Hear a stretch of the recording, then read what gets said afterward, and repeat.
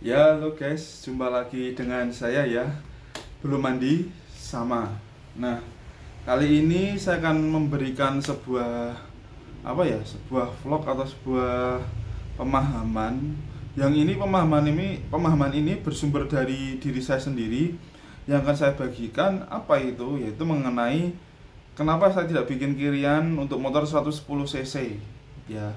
Terutama bagi yang sudah motornya itu merek Honda dan 2020 ke atas, yaitu yang sudah serinya itu spare partnya K0J ya.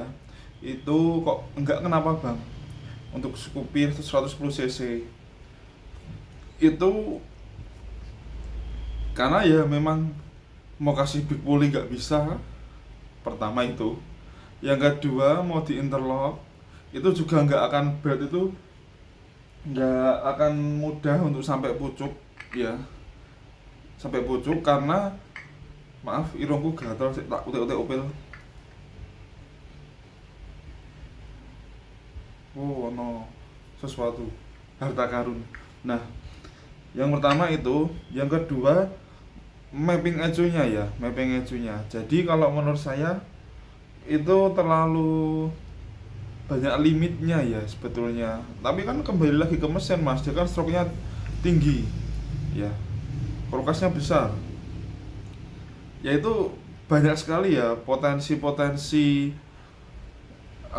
pemikiran ilmiah yang timbul dari berbagai hal itu, sehingga banyak mekanik juga yang pro kontra debat atau bahkan pro kontra, di mana berat itu banyak hal, dari beberapa banyak hal itu mengakibatkan berat ini nggak bisa naik secara maksimal sampai ke ujung.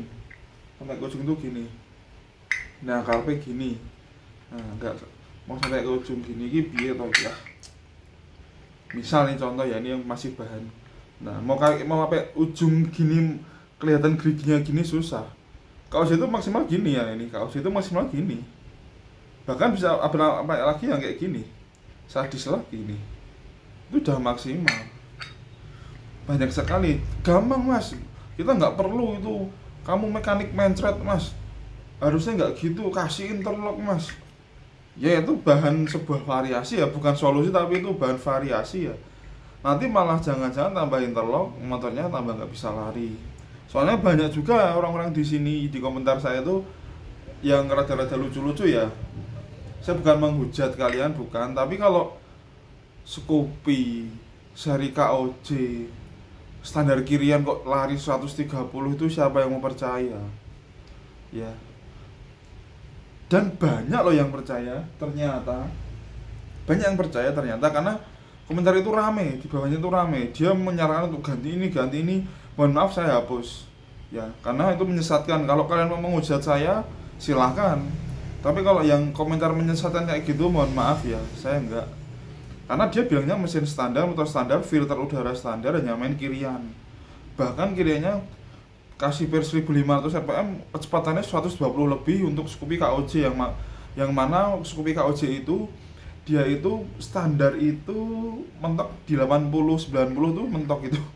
Ya, kalau standar luar pabrikan dia. Itu kalau bisa lagi truknya harus panjang, bahkan harus meraung ya, teriak mesinnya. Nah, jadi saya hapus, mohon maaf. Jadi itu ya, pertama memang kalau saya sendiri dari mapping ECU-nya itu perlu dibenahi sedikit, dirombak sedikit. Kamu ada mas, ada ini. Saya beli mapping ECU-nya sama alat diagnosa tools-nya itu untuk servis. Terus ini Ini itu dari Soko Iyo ya. Kalau yang para hadiah pro itu, pengguna hadiah pro user itu pasti tahu. Terus ini saya beli juga ini buat riset TP ya, sensor TP itu dari bawah. Tapi kalau ECU kalian udah racing, copot dulu baru riset dulu ya. Dan kalau ngeriset TP itu hal yang sedikit mengganjal di saya, dan saya juga praktekkan kok benar, itu bahwa ketika saya pernah komen di kalau nggak salah di YouTube mobil, kok kalau nggak salah dokter mobil atau apa ya, saya lupa. Dibalas dong sama dia, bang kalau misalnya di motor seperti ini udah lama ya,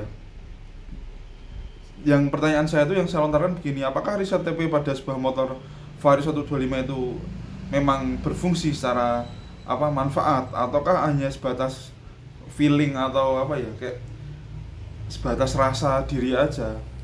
Dia memberikan jawaban, padahal banyak yang komentar gak dijawab ya, hanya komentar saya yang dijawab.